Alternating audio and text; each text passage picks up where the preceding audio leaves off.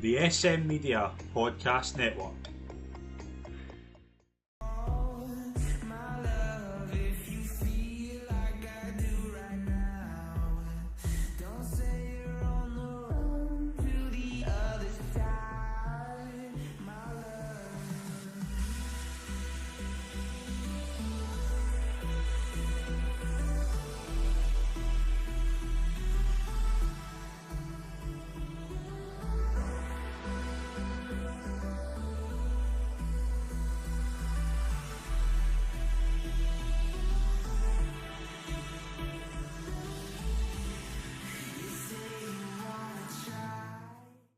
Hi folks, and welcome to the latest episode of the SM Media East of Scotland Football Show. I'm Scott McPike. It is always a pleasure to be your host, and I'm delighted this week to be joined by a very special guest.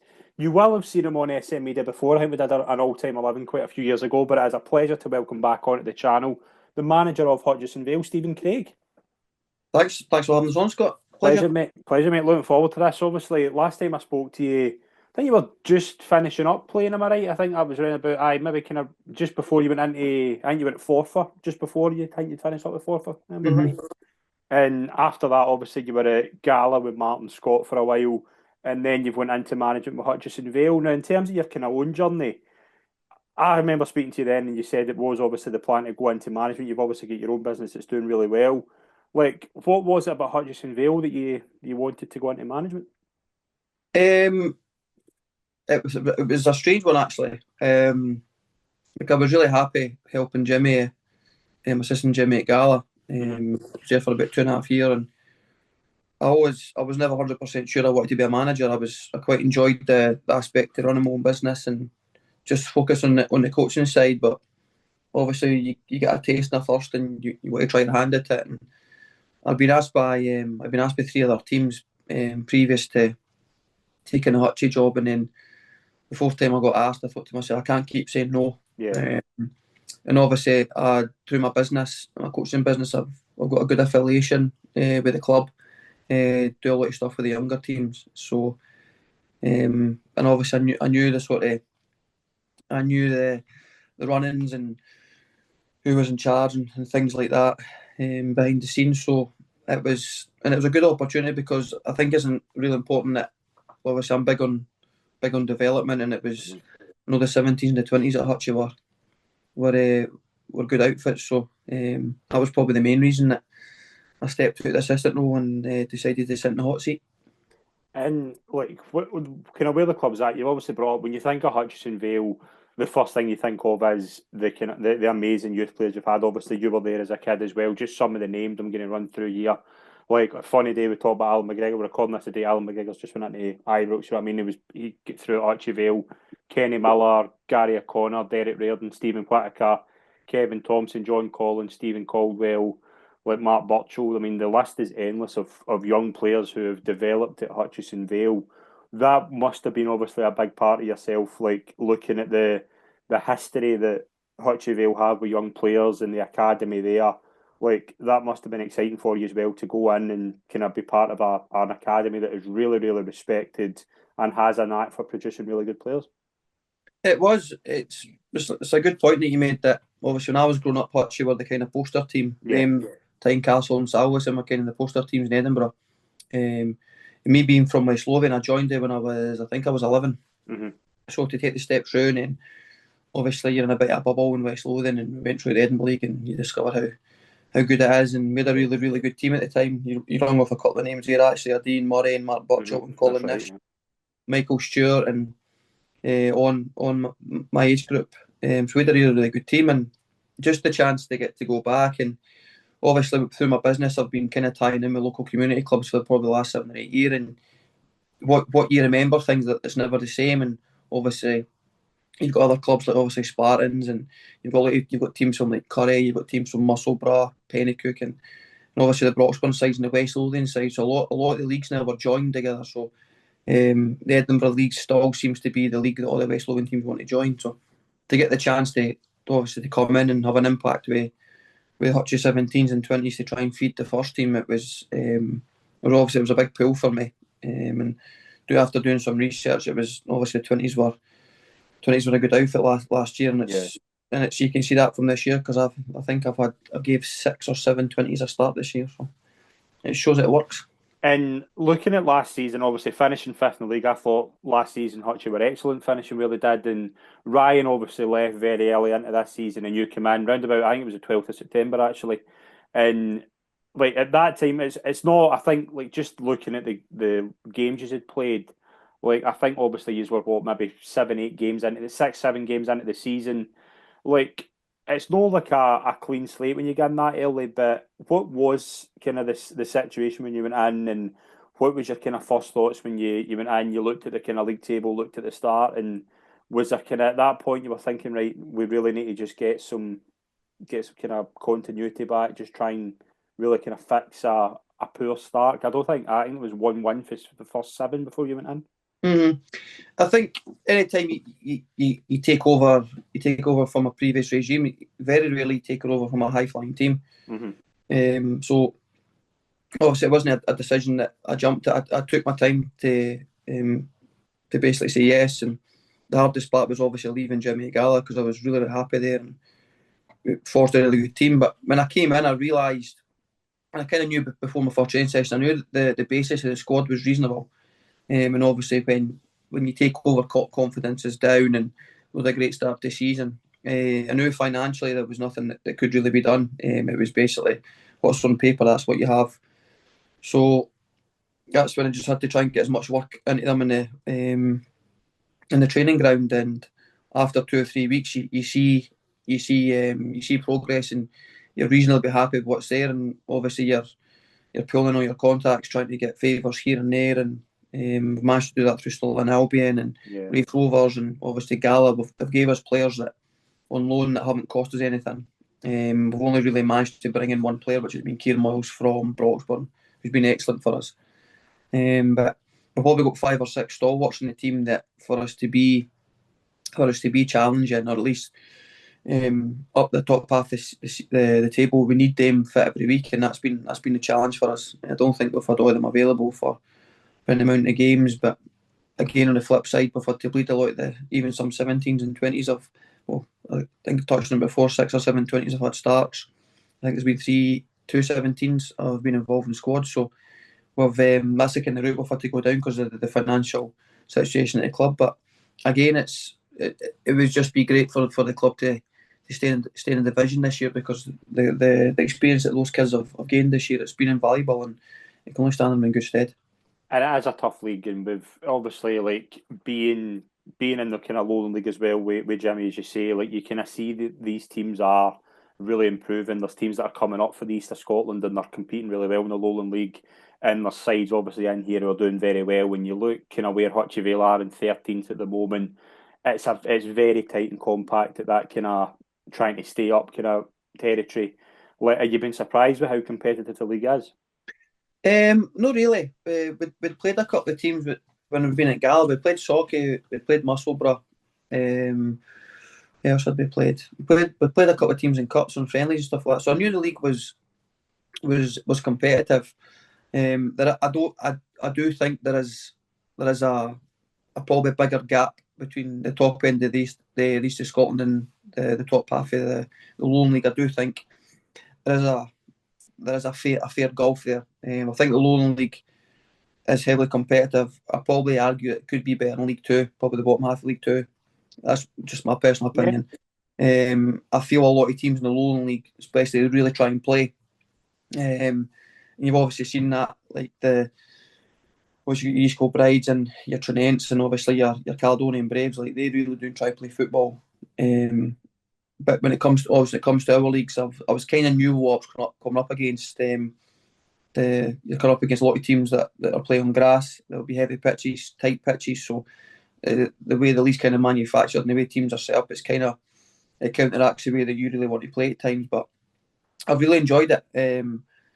Obviously, pitting your wits against teams, and obviously the way that I would like Hutchie to identify and obviously reflect on how I am as a coach. And it's, to be fair, the boys have been great. The first game we got another defeat, but then we went away to Glenoffice, had a really good win in the cup, and we've performed really well in fits and starts. And And again, it's just alluding to that we've just really struggled to keep our 5 or 6 best players fit.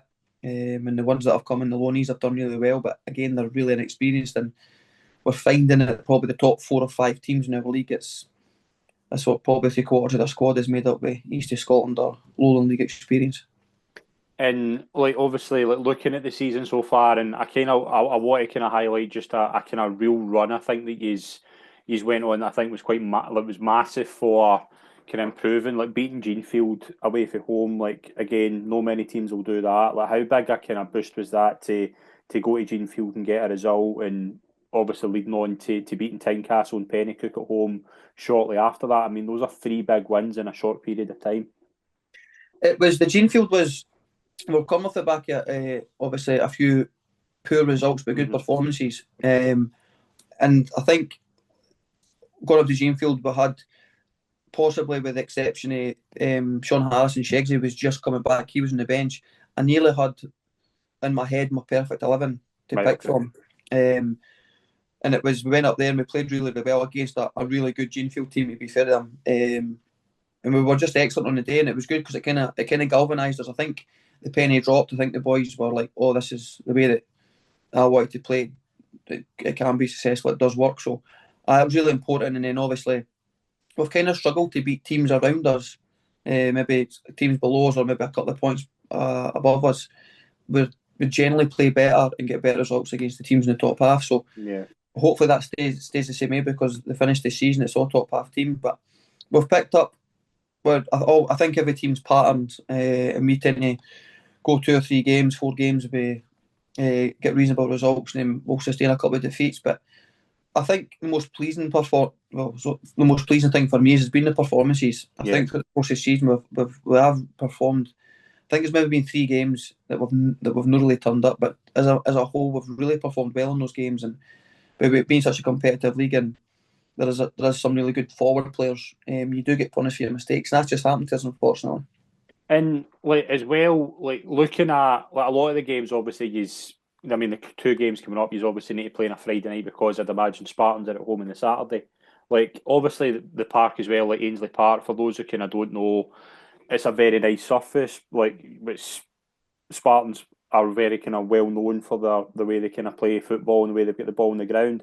How important is that kind of surface as well, especially with a kind of young side? How important is it to have that kind of surface if you want to play a kind of good style of football? It's crucial, and I think it was a learning curve for me, because obviously when I took the job, I went through the teams that we would be playing, whether they would be playing in Grass and Astro, and obviously the majority of them is Grass. So we have to be careful, because obviously we were training on Astro Tuesday, Thursday, and at a home game we're playing on Astro. So the transition to going to Grass, I didn't want to be a shock to some of them, but it was funny. Probably our 2 or 3 best results my first couple of months were on Grass. So for that point of view, I was like, right, okay, that's not an issue. Our home performances recently have been really good. I think the boys like the fact that we can, because it's a nice big pitch at Spartans, that we can try and play our football, be quite expansive, and basically just nail home how we want to play against teams, and we'll do tactical switches here and there. But it'll be crucial for us in the running, because I think 5 or 6 of the last remaining games of the season are at home, which obviously I've alluded to before. We're playing against probably the top 5 or 6 teams in those games, but the fact that it's at home, it probably gives us a slight advantage. 5 home games in a row between the 15th of March and the 26th of April. It's massive, isn't it? And is that a kind of relief as well? Obviously, when you are in a position, as you say, you've kind of highlighted your target that staying in the league is a priority, and looking at the games that are coming up, obviously you play kind of 5. I think it's 5 of the top 6, and the space one after another. But how important is it that they're at home, and kind of you've had those kind of difficult away games kind of played before then? I think what we have is, so obviously it looks like Musselburgh is going to win the league, unless there's going to be a massive fall, which I don't think they do, because they're an excellent team. So I think if you go through the table, there's probably maybe 4 or 5 teams that are, I think, after the end of, say, March, maybe even 2 or 3 weeks' time, will really be playing for anything rather than a positional base in the league. So I think going into a game, if you've got a cost to play for, and obviously we're at home, so that's what I've just been saying to the players in the last 2 or 3 weeks. We've came off the back of 3 straight draws, and I know draws is still a point at the end of the day, but it could turn out crucial come May. But it will just be. I think if the games were away, obviously you're up against it a wee bit more. But as a whole, I'm generally pleased that the games are at home, and I'm quite glad they're actually against the top half of the league.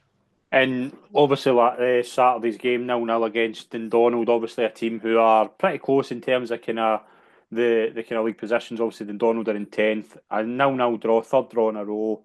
What was your kind of takeaways for that game? I think Jason there summed it up right after the game, and we shook hands. He was like, "There wasn't much football played there." I think the conditions and probably the situation. Obviously, if we took 3 points and it kind of drags them into it, if they took 3 points, it kind of kicks them on. Yeah. The wind did spoil the game. They did try and play first half. We kind of dominated the ball, but I thought second half we actually handled the ball better, but we gave away some needless corners and free kicks, which obviously I think Dundonald are good at set pieces, and we rode our luck, to be fair. We missed a great chance with 15 minutes to go, but they had 3 or 4 really good opportunities the last 5 to 10 minutes. So walking away for a point, would I took it before the game? Probably no. We went near confident thinking that we could win, but again we're just going back to that. The squad was for the previous week was even depleted more. With players going back to their parent clubs, and we'd lost a couple key members for injury. So to go there and the finishing team that finished on the pitch, I think the average age was around about 22, 23. So I'm pleased with the point. It sets us up nice. We've got a good got a cup tie this Saturday, and then we've got a couple of weeks break up to Loncari. So we'll just make sure our preparation's right going into Saturday's game.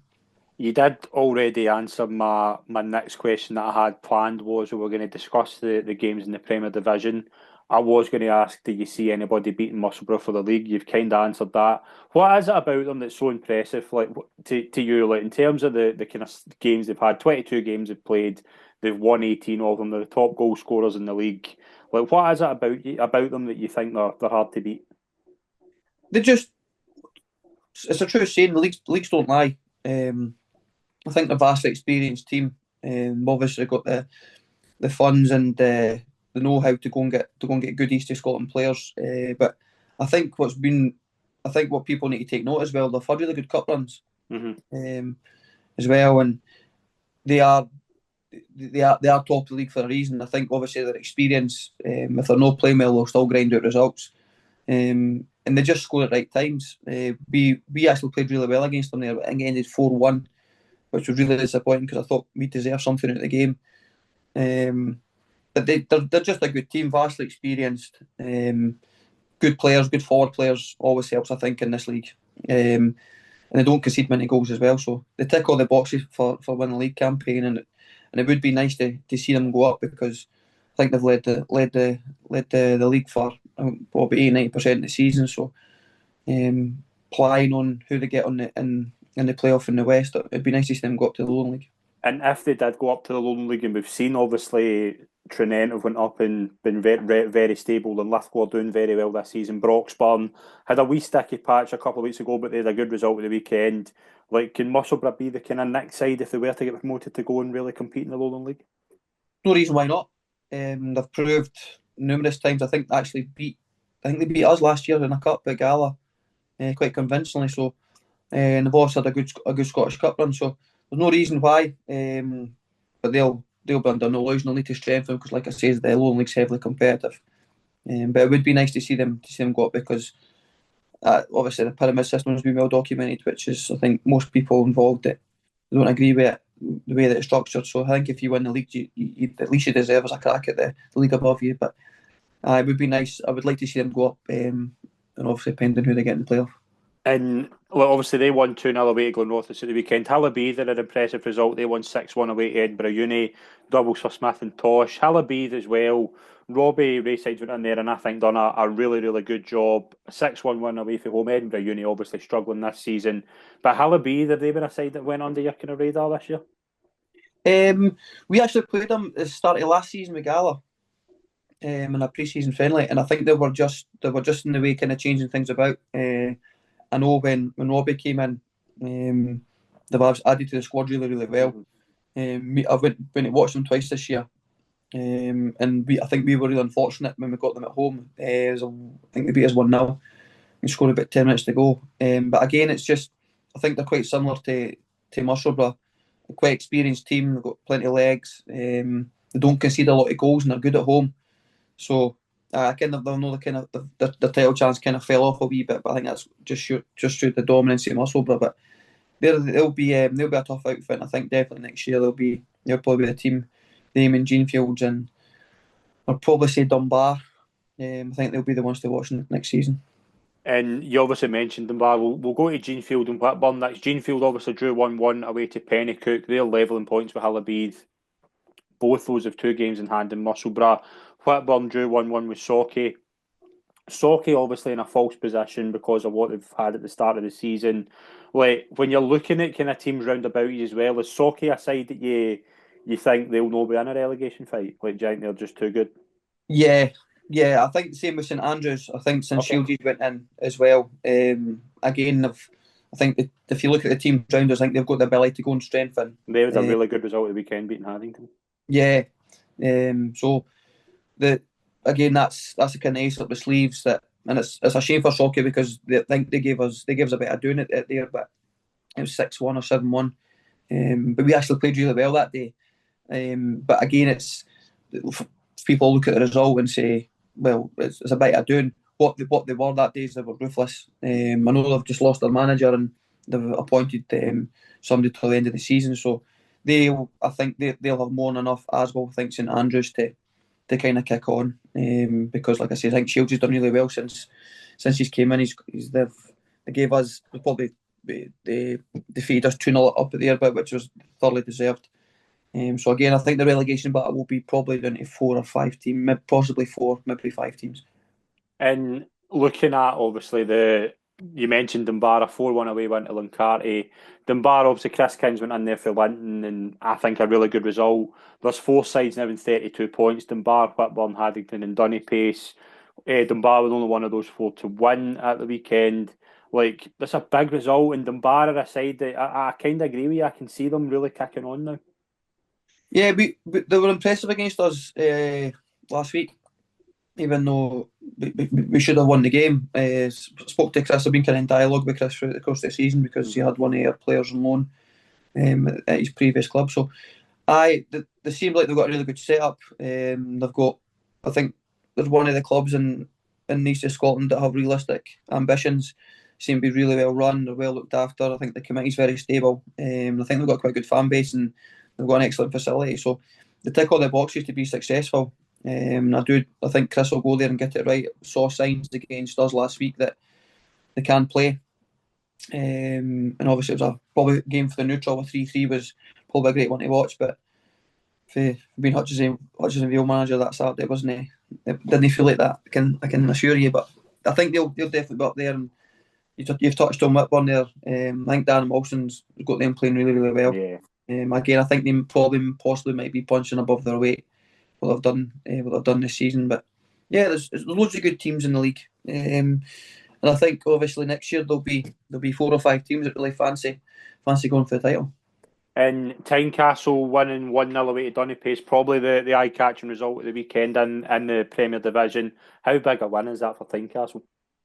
It's massive, isn't it? Obviously disappointing for us. We were trying to keep the distance between obviously themselves and Luncarty, but they're in a relegation battle like us, and that's the kind of results that you have to, if you want to stay up, you need to go away and beat teams up the lower half of the league. And there's been a slight drop off, I think, in Dunnipace in some of the results recently, but I think we played them quite early on in my tenure there, and they gave us a bit of hiding. To be fair, they were really, really good outfit. So again, they fall into bracket the same way as Whitburn and Dunbar and Eugene Fields and that. There's good teams in this league, but for Tynecastle to go and get the 3 points, it's such a crucial point, stage in the season. It's a really good result, but from a point of view, disappointing.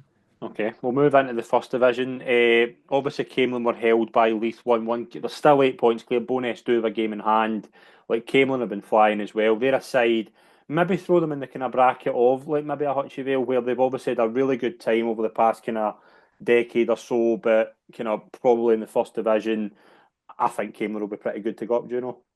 I do. I do. Obviously, know the manager, B. Murray, well. I think, obviously, themselves and Bowness have kind of dominated that league. I think so they should, because I think their budgets probably merit that. But again, it's okay having healthy budgets, but you've got to spend it wise. And I think Camelin they've recruited really well. I think they've got a really good squad. I think their squad now could easily compete in East of Scotland, so it'll be no surprise to anybody if when they come up. And obviously, Bowness didn't have a game at the weekend, but Newton Grange got beat 1-0 from Preston. A huge result for Preston down at the other end of the table. And Whitehill beating Heriot Watt 1-0. It just opens the promotion kind of race up a wee bit, because Crossgates had a hard fought 3-2 win away to Arniston. That's looking fairly tight, that kind of second to fifth. There's only 5 points between Bowness and Crossgates. Heriot Watt and Newton Grange are in there. Like, it's shaping up to be very, very exciting between now and the end of the season if these four kind of stay on it. It's a heavily competitive league. Been to watch actually a couple of the games this year.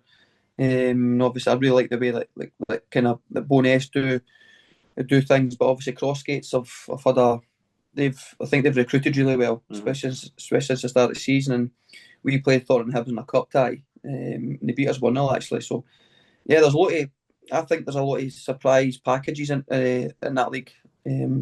Obviously, I think Heriot Watt probably punching above their weight as well. I think Whitehill will probably defence themselves at the start of the season to be up there, but as you can see, there's probably still say even Thornton Hibs up to Heriot Watt, they'll fancy themselves to go up to get the promotion place. But I heavily competitive league, and just like the exact same down the bottom, you've probably got Inverkeithing that kind of got adrift a bit, but you've got probably 4 or 5 teams that are fighting out for to stay up. So it's good to see that the leagues, especially the Premier League and the First Division, are heavily competitive. I think it's a good sign for Scottish football. I think over the years there's been teams that have massively dominated one leagues by 15, 16, 20 points, and teams that have went down with maybe single figures. So you don't really want to see that. But it's just nice to see that it's a tight league just like the Premier. Yeah, absolutely. Just on our cup as well. So Blackburn beat Thornton 4-1 as well. Big result for Blackburn. Double from Daryl Meikle. Blackburn not up to 9th in the league now. Canoe 4, Kirkcaldy and Dysart 3. That was Kirkcaldy and Dysart's first league defeats in September. Massive result for Canoe. And again, like, they were in danger of being caught adrift. Like, Jason's went in there and I think done really well so far. They're not out of safety if they keep going. No, they're not. Like I said to you, there's Canoe, Lochore, Arniston, and you've got Leith. Probably even Preston to a certain extent. So you've got 4 or 5 teams all vying to try and stay up. Even Kirkcaldy and they could get dragged in it again. There's still what's on. Some of them have played 21 games, so you'd probably say as a whole there's probably still 9 league games to go. How many times have you heard that it's the business end of the season? So So you probably have like Canoe, Lochore, Arniston and Leith are all be in the same situation that we're in. So they'll just be desperate to pick up points. Yep, absolutely. Before we take a look at the second division, we will just have a word from our sponsors at Appin Sports. This section of the podcast is sponsored by Appin Sports. Appin Sports are experts in creating bespoke, unique and high quality custom kits and training wear for your football team. The free online kit designer, ready with over 70 fully customisable templates, is here to help you create a brand new and distinctive look for your team. Your order also means that Appin Sports will reserve a place for your team in their club shop, making reordering your teamwear easy and giving your supporters somewhere to get their hands on your amazing gear. To check out everything Appin Sports has to offer, visit their website appinsports.com now and get started on transforming your football club's look. Make your custom football kits easy with App and Sports. Make it happen. We will move into the second division where Armadale won 2-0 at home to Tweedmouth in 46 points for 18 games, 15 wins, 9 points clear of Bathgate in second. I think it'll be very, very unlikely to not see Armadale in the first division next season. Yeah, I know the manager, Coco well, the coaching staff. They've done brilliant. They've done really, really well. I think they had a really good cup result 3 or 4 weeks ago, and they went through to, was it Largs that beat them last week? A last minute goal. So probably the standout team, I would say, in that division. Bathgate have had a good go at it, and it's nice to see two clubs that are fairly local to myself. But they'll be, again, you've got West Calder, Edinburgh College and Kennedy will probably all still think they fancy themselves for the last place. But again, there's between Bathgate and Oakley, there's only 8 points, so really, really tight. And I think for the neutral, it's the best part of the season, isn't it? Yeah, it's shaping up to be a really good end to that league as well. Bathgate beat Kennedy 3-0. Easthouse's Lily beat West Calder 4-3. Hat-trick for Hill for Easthouse's. Edinburgh College beating Vale Leiden 3-0 and Oakley winning 1-0 away to Hart Hill. Well, it's shaping up to be a really exciting conclusion to the season in there, but there's 6 teams maybe going for 2 places. I'm going to maybe put you in the spot here. Can you pick 2? Oh. I would probably say I would fancy probably Easthouse's and West Calder at the moment. Okay. Just going for a couple of the players at West Calder and Easthouse's Lily. I know that they're. I think. No, I'm going to change it. In fact, I'll probably say West Calder and Edinburgh College. I would fancy. Okay. Yeah, just going by the squads for my knowledge anyway. Okay. Big result for Burnt Island 1-1-0 at home to Coldstream. Gives them a bit of a kind of gap as well. Peebles 1-3-2 at home to Stirling Uni. Burnt Island are in 10th, Peebles in 11th. At the bottom's quite interesting as well because Dalkeith, I think Dalkeith are. I'm very surprised they're where they are. I'm not seeing that at all. I don't. Again, they've got a lot of football to play between now and the end of the season, but I think they'll be disappointed where they are at the moment. Yeah. Obviously, I think the start of the season they would have been one of the favourites, I'd imagine. But they're 3 points above the relegation zone, but they've got 3 or 4 games in hand and the teams round them. So again, it's just whether you can. I think it's always an ideal scenario. You'd rather have the points on the board rather than the games in hand. So again, it's the same as our league. That'll probably go right down to the last game of the season. The third division, I think probably the winning round of fixtures, because I think Lochgelly are going to be hard to stop now. 3-0 away win over Hoyt, goals from Russell, Boundy and Annandale. 12 points clear with 10 games to go. They look pretty good. Mm-hmm. I would definitely say Lochgelly, but they've got a lot.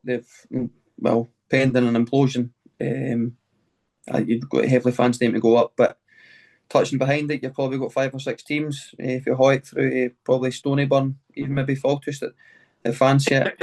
I know Pomperston manage really well, and I think they're quite disappointed about the position that they're in, and they're finishing the season really strong. So they'll definitely be candidates for that third promotion place. Yeah, I mean, obviously Hoyk are still in second. Hoyk have got the games in as well. Linton have 5 games in hand on Hoyk, and they're 1 point behind. Mm-hmm. Big result for Linton the weekend, 1-1 at home to Falthouse. I think last kick of the game for Martin Woods. Newborough, big result for them. They won 3-0 at home to Edinburgh Community. I'd imagine you'd maybe be eyeing that result with next week in mind. Yes, definitely. I know it's with 3 divisions and the bottom of the table, but they'll see us as a bit of scalp, and like I says, I think it's come at a good time that we can get a wee bit of respite from the league, but we'll just prepare for that game just like we've done all season for teams in our league. And Pomperson won, Edinburgh United won, Stonyburn won, Ormiston won, and kind of on the cup before we kind of wrap up as well, this is the first round of the kind of East of Scotland. Obviously, I'd imagine there's going to be a lot of football between now and May. Looking at kind of some of the games as well, there's some really good ties in there. But how important is it? Cups have maybe been the one. I know a lot of the cup you've been out, a lot of the cups before you've been in. A cup run would probably be a wee bit of excitement for the club this season, because it's probably been disappointing before you come in that they were out. I think they were out at 3 before you'd even got there. Yeah, I think from my point of view, obviously the main focus is to keep them in the league. A cup run would be nice, but again, we've got to protect an already fragile squad. So again, it was an opportunity for French players and some more of the 20s to probably get game time in the cup game. But again, it's even last just alluded to, even though they're 3 divisions below us, it'll not be an easy feat, and it's away from home as well. So it would be nice to get through the tie, give the boys another game towards the season. But that gives us, after the game on Saturday, I think we've got a 2-week break until basically our cup final against Loncari. And we are wishing you all the best for the rest of the season, Stephen. It's been an absolute pleasure to you on the show, mate. Thank you to our sponsors at Appen Sports, and thank you very much, mate, for coming on. It's been a pleasure. Well, anytime. Thank you, Pam. Top man. Thank you very much, and we'll see you all soon. Thank you.